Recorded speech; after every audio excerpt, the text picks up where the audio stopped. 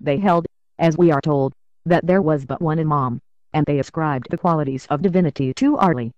Some maintained that there were two natures, the divine and the human in him, others that the last alone was his. Some again said that this perfect nature of Ali passed by transmigration through his descendants, and would continue so to do till the end of all things.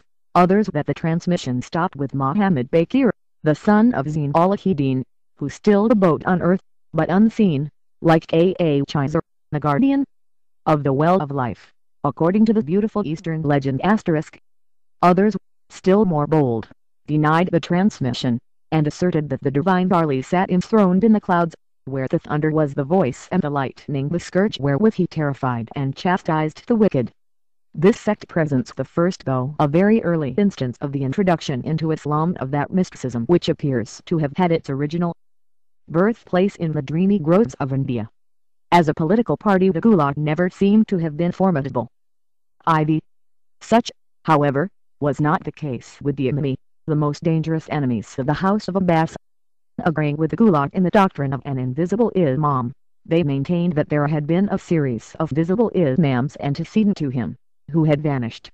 One branch of this sect, thence called the Sabi'ir, enclosed the series with Ismail, the grandson of Muhammad Baqir, the seventh Imam, reckoning Ali himself the first. These were also called Ismailites, from Ismail. The other branch, called Imamites, continued the series from Ismail, through his brother Musa Kazim, down to Askari, the 12th Imam. These were hence called the 12 Nashri. They believed that the Imam Askari had vanished in a cavern at Hila, on the banks of the Euphrates, where he would remain invisible till the end of the world, when he would again appear under the name of the guide media to lead mankind into the truth. The enemy, wherever they might stop in the series of the visible Imams, saw that, for their political purposes, it was necessary to acknowledge the kind of locum tenens Imams, but, while the Ziadites, who agreed with them in this point, required in these princes the royal virtues of valor, generosity, justice, knowledge, the Imami declared themselves satisfied if they possessed the saintly ones of the practice of prayer, fasting, and almsgiving. Hence artful and ambitious men could set up any puppet who was said to be descended from the last of the visible Imams, and aspire to govern the Mohammedan world in his name. The 12 were very near obtaining possession of the Caliphate in the time of the first Abbasides. For the celebrated Harun Rashid's son, Al-Mamun, the 8th Caliph of that house, moved either by the strength or preponderance which the Shi'ite party had arrived at, or, as the Eastern historians tell us, yielding to the suggestions of his vizier, who was devoted to that sect, named Ali Riza, the 8th Imam, to be his successor on the throne. He even laid aside the black habiliments peculiar to his family, and wore green, the color of Ali and the Prophet. But the family of Abbas, which now numbered 30,000 persons, refused their assent to this renunciation of the rights of their line. They rose in arms, and proclaimed as Caliph al-Ma'mun's uncle Ibrahim. The obnoxious vizier perished, and the opportune death of Ali Riza by poison, as was said, relieved the son of Harun Rashid from embarrassment. Ali Riza was interred at Mesht, in the province of Khorasan, and his tomb is, to the present day, a place of pilgrimage for devout Persians. The Ismailites were more successful in their attempts at obtaining temporal power, and, as we shall presently see, a considerable portion of their dominions was wrested from the house of Abbas. Religion has, in all ages, and in all parts of the world, been made the mask of ambition, for which its powerful influence over the minds of the ignorant so well qualifies it. But the political influence of religion among the calmer and more reasoning nations of Europe is slight compared with its power over the more ardent and susceptible natives of Asia. Owing to the effects of this principle, the despotism of the East has never been of that still, undisturbed nature which we might suppose to be its character. To say nothing of the bloody wars and massacres which have taken place under the pretext of religion. In the countries from Japan to the Indus, the Mohammedan portion of the East has been, almost without ceasing, the theater of sanguinary dramas, where ambition, under the disguise of religion, sought for empire, and our own days have seen, in the case of the Wahhabis, a bold though unsuccessful attempt of fanaticism to achieve the revolution in a part of the Ottoman Empire.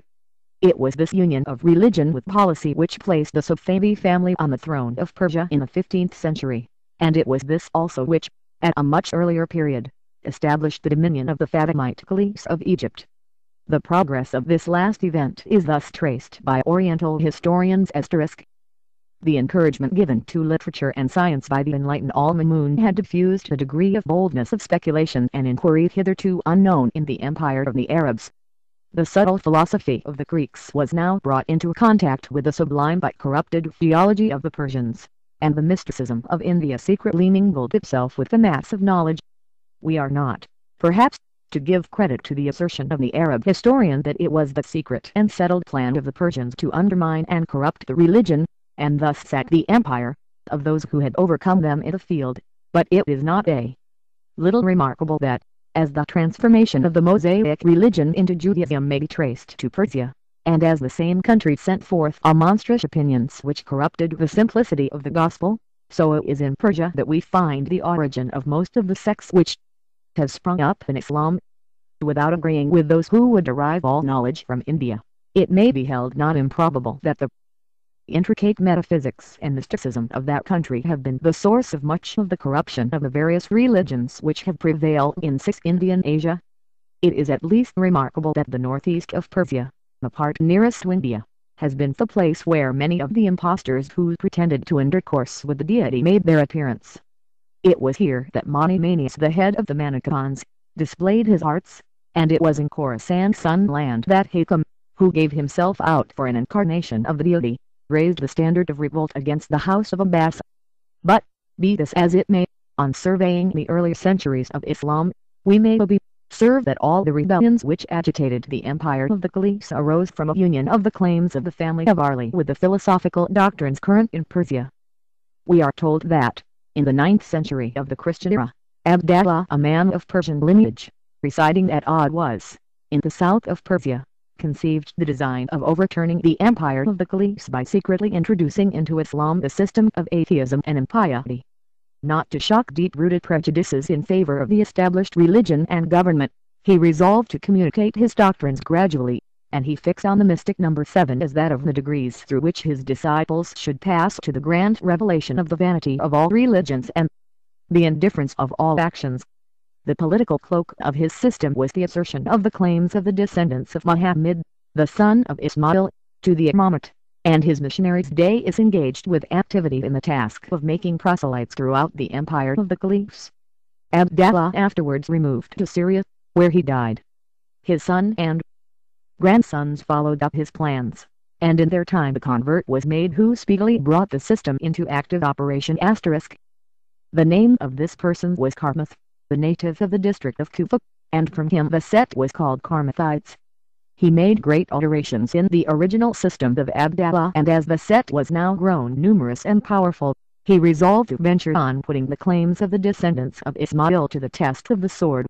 He maintained that the indefeasible right to earthly dominion lay with what he styled the Imam Masum, spotless, the sort of ideal of a perfect prince, like the wise man of the Stoics.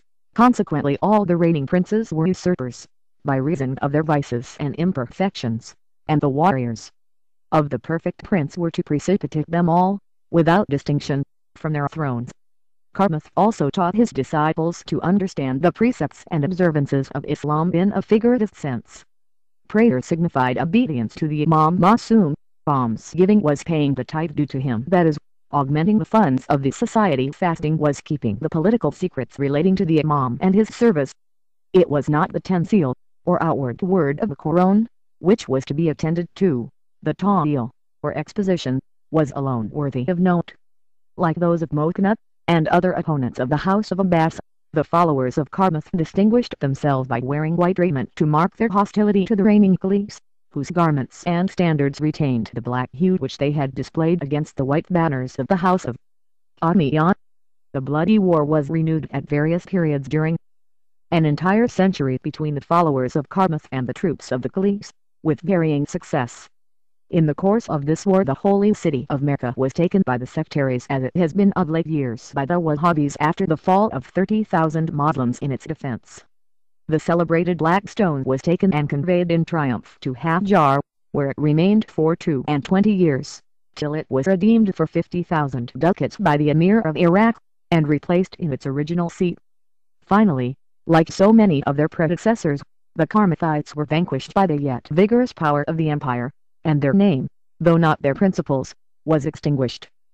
During this period of contest between the House of Abbas and the Karmathites, the dimissionary of the latter, named Abdallah, contrived to liberate from the prison into which he had been thrown by the Caliph Mu'tad, had the real or pretended descendant of Fatima, named Ubayd al-, whom he conveyed to Africa, and, proclaiming him to be the promised Mahdi guide, succeeded in establishing for him a dominion on the north coast of that country.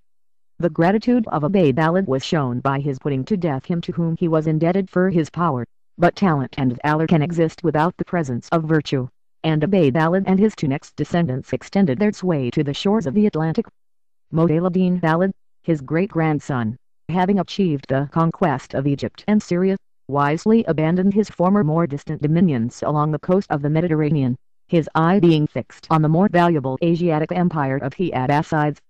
This dynasty of Fatimite caliphs, as they were called, reigned during 2 centuries at Cairo, on the Nile, the foes and rivals of those who sat in Baghdad, on the banks of the Tigris. Like every other Eastern dynasty, they gradually sank into impotence and imbecility, and their throne was finally occupied by the renowned Cord Saladin. Ubayd al derived his pedigree from Ismail, the 7th Imam. His house, therefore, looked to the support of the whole set of the Sabinas, or Ismailites, in their projects for extending their sway over the Mohammedan world, and it was evidently their interest to increase the numbers and power of that sect as much as possible. We are accordingly justified in giving credit to the assurances of the Eastern historians, that there was a secret institution at Cairo, at the head of which was the Fatimite Caliph, and of which the object was the dissemination of the doctrines of the sect of the Ismailites, though we may be allowed to hesitate as to the correctness of some of the details.